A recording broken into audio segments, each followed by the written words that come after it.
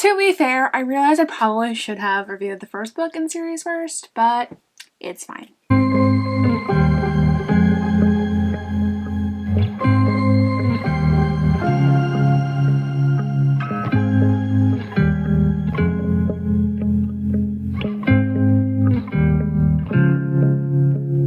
Hey guys, what's up? Welcome back to my channel. If you're new here, I'm Sarah Sutton. I'm an indie author of 4 young adult romance books. They range from friends to lovers and fake relationships, so definitely check them out. I'll leave them linked down below. They're available in ebook, paperback, and audio. Welcome back to my channel. So we're back at it with another book review. It's probably going to suck, the review, because if you haven't seen the only other book review I've done on my channel, it is a Midnight Sun review, and I feel like I ramble, mostly because I'm not a book reviewer. I don't articulate my thoughts about books very well. It's just not something I've ever been able to do, and it's kind of no different with this book. I try to sit down and plot my thoughts and opinions, and it just kind of was like all over the place. So I'm gonna see if I can give you a coherent book review without giving any spoilers.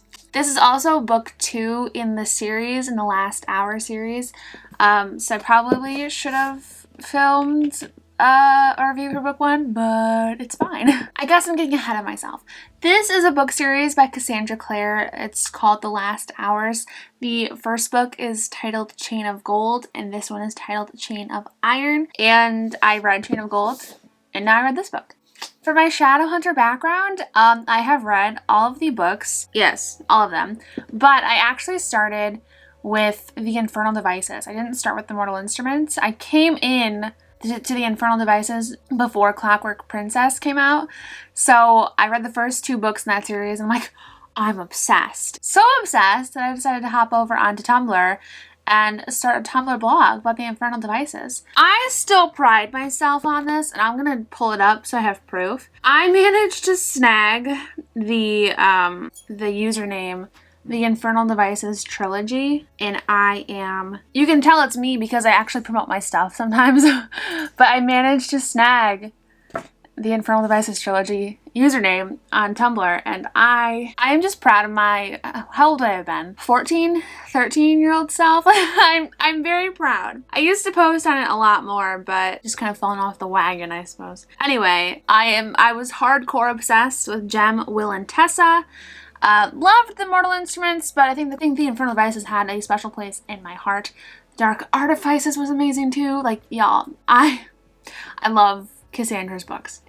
I love them. And I want to say that this one was no different, but I will say that I have a different kind of love. I have different feelings about these books than I did about the other books in her backlist. I will kind of summarize maybe the first one. So Chain of Gold follows Tessa and Will's children and everybody else's children from the Infernal Devices. It follows their children. They're going on these shenanigans and things, and I'm realizing that I remembered that I suck at summarizing stuff. It's good. I will say I'm not the kind of person who enjoys watching characters that I love have children. I don't love it. I am not that kind of person. And I don't know why. I don't know if it's because, like, I realize that the characters that I loved, Tessa and Will, they're getting older. I mean, Tessa's not, but Will is getting older, you know?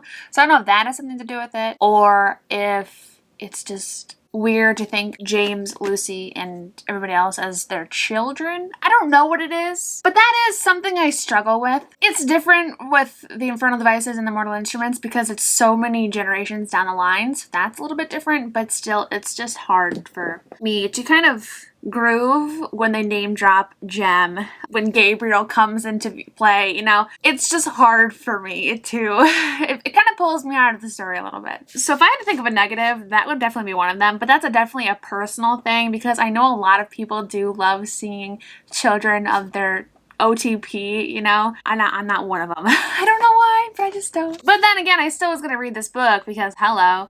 And in the first one, there was a scene with Will and Tessa in it, and I just loved it. I appreciated it. But we're talking about this book. If you haven't read Chain of Gold, I don't know if you'd want to watch this book review, but if you do, If you don't really ever want to read them, or if you have read Chain of Gold, keep watching. Because when I got this book, I literally flipped to the last page. What I liked about this book, I love fake relationships. I have a fake relationship in one of my books, Out of My League, and it is something that is just, I'm a sucker for it.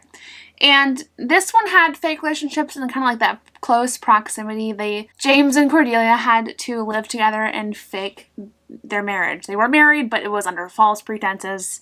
You know, they had an agreement, but they were married, but they were faking their relationship to get divorced later in the future. And I was a sucker for it. I loved all the angsty moments, like the scene where Cordelia's like, oh no, my dress, I can't get it off. And I can't ask anyone to help me because then they'll realize I'm not having sexy times with James, and that's a no-no, you know? And so she's like, do I go and ask him?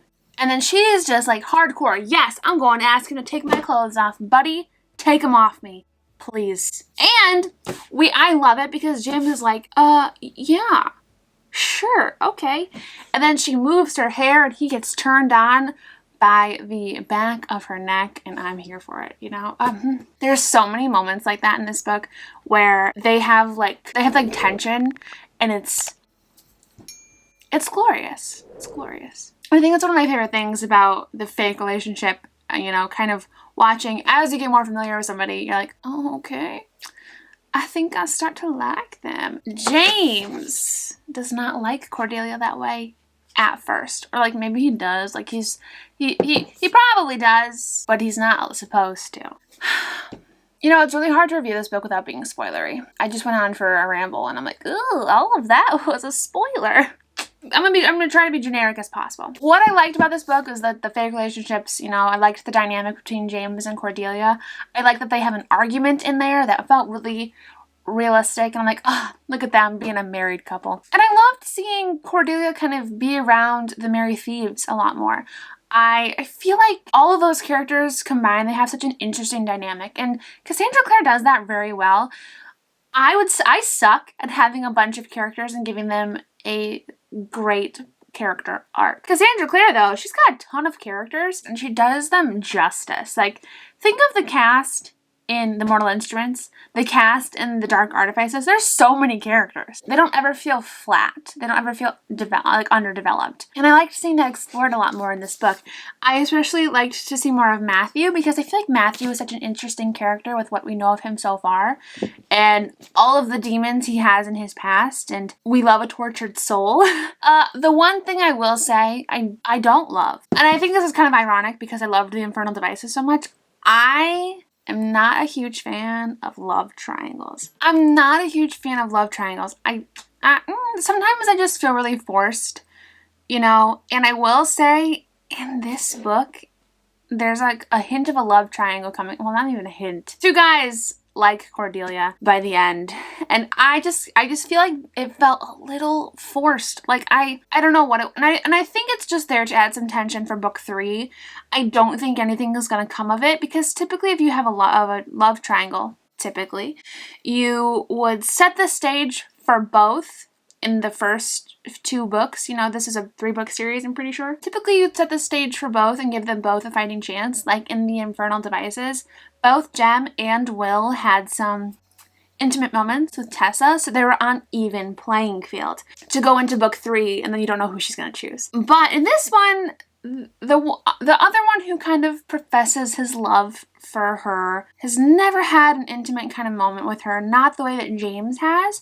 So I feel like nothing's gonna really come of it. It's just there for like the tension to going into book 3, and it's probably going to help his character evolve a bit more and maybe her character evolve a bit more. That being said, in a year when the last book comes out, and if I'm eating my words, I'm gonna be ticked. I'm gonna be ticked. So I will say I wasn't a huge fan of that. I do kind of wish that relationship had stayed platonic, but I can see where it might go, and I think that'll be interesting to go into book 3. This book was really tension grabbing. Can we talk about Lucy and Jesse, please? In this book, I ship them. I love misunderstandings, okay? I am that sucker who's like, oh my gosh, the angst in this moment, you know? I love them. However, the last bit of this book was based, the last bit of the romanticness of this book was on a huge misunderstanding. And I liked it, I enjoyed it, but it also left me feeling a little bit like all of that could have been fixed if you had phrased it differently.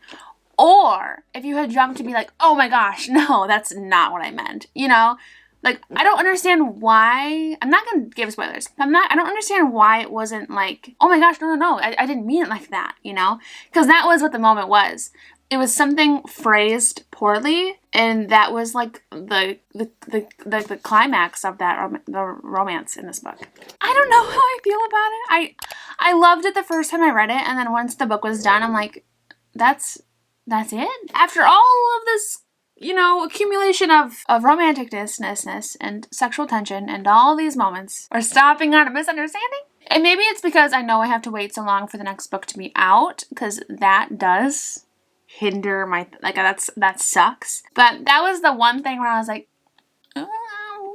although granted, I don't know how else she would have ended it because you want to push the relationship to the next book. Like, you want that to be resolved in book 3. You don't want to resolve it in book 2 and have everything be happy and dandy in book 3. So I understand. So I don't really know how else Cassandra would have, like, done it. But I don't know.